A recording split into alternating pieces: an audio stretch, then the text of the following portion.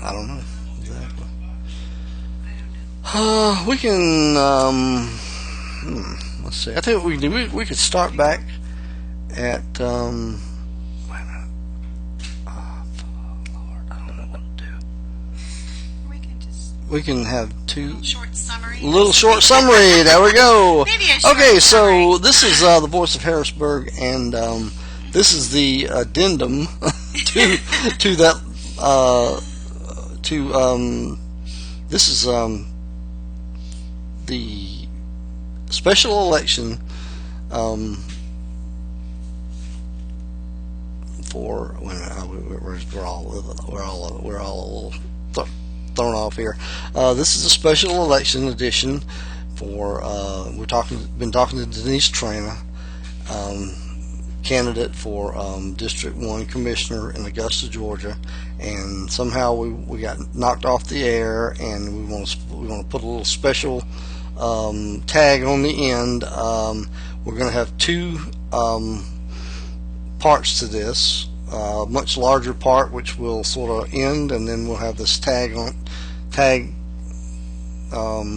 for the end of it, and we won't know exactly how long this will be, but we don't care.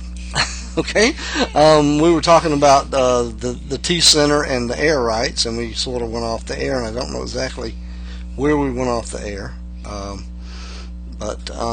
So I tell you what we need to do. We can go ahead and summarize. So we can, I especially want folks to know that it's really important to have more ears and eyes on the commission than just the commissioners on themselves. What we're talking about. And so it's great when people bring up questions for the commissioners and for the administration, because a lot of times decisions are made, some of which don't reach the commissioners. Right.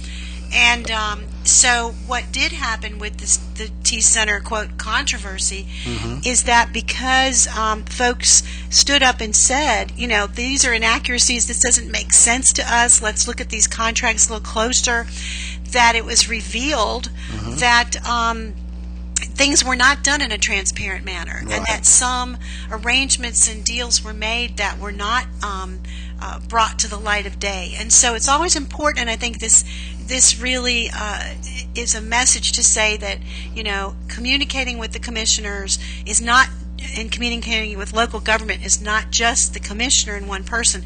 They need to hear from their constituents. Right. And District 1 and every other commissioner needs to hear from people in a meaningful way. Right. Because when mistakes are made, guess what? If you're the commissioner, and I was just talking to somebody about this recently, and decisions are made, there are decisions that are made that you can be held liable for years after you served on the commission if it is found that some of those decisions end up in the Department of Justice, for instance. Well. Yeah. So okay, so just being on the commission and saying, well, I didn't know anything about that. It's not going to make it when it reaches the level of the Department of Justice. Okay, so if it's if you get up there and to the DOJ and you just can't say, well, yeah, they didn't give me enough information.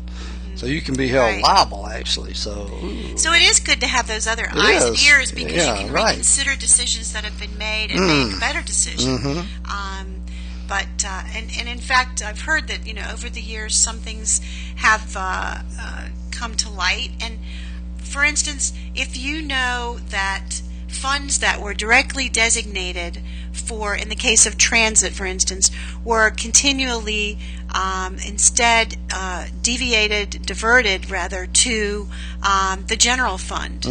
Well, we have a responsibility to the citizens here to work on issues of transportation, and if those funds, whether they were funds for the handicapped and transportation or other abled people or not, and those funds were designated for that, but yet you approved or knew about them being diverted, that can come back to bite you. And so it is a tough job, and I think it's someone that is willing to look at the information, first of all, find out the background information, bring in experts when they're needed, and we certainly have the experts. I think in Augusta, in every aspect of things that I've been concerned about in terms of flooding and different things, I've always been able to find the people that have information.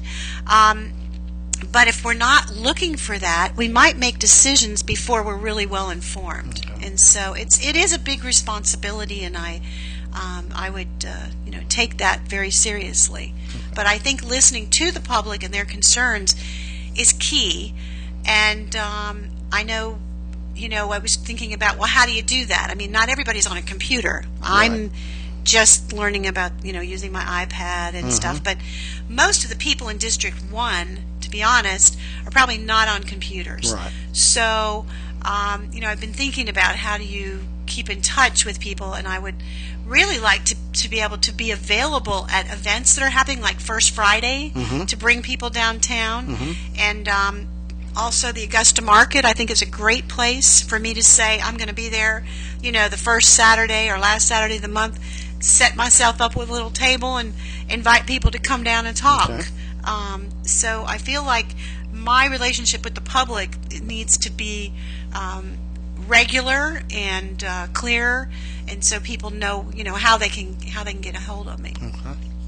All right. You want to sum up anything else you want to talk about, or?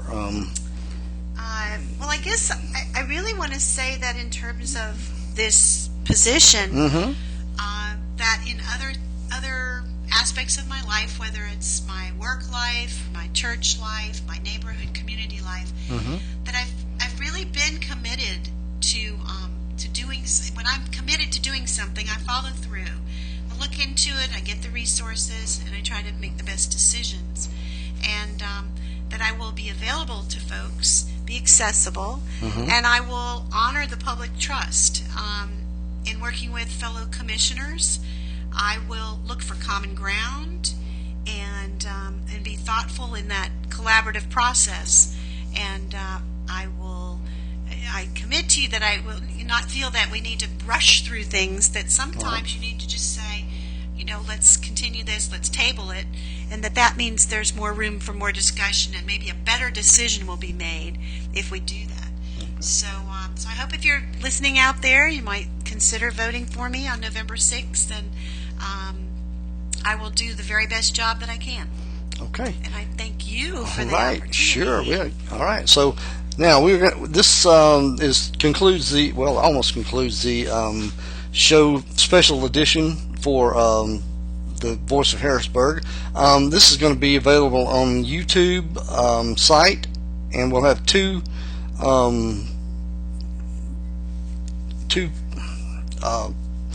parts to the show, and you'll be able to view them pretty soon. As soon as I get out of here and get both of them uploaded. And so I think Denice has one more thing to say. You have to remember left is right and right is left. There you go. I hope you'll be a fan. All right. Okay. Thank you. Okay.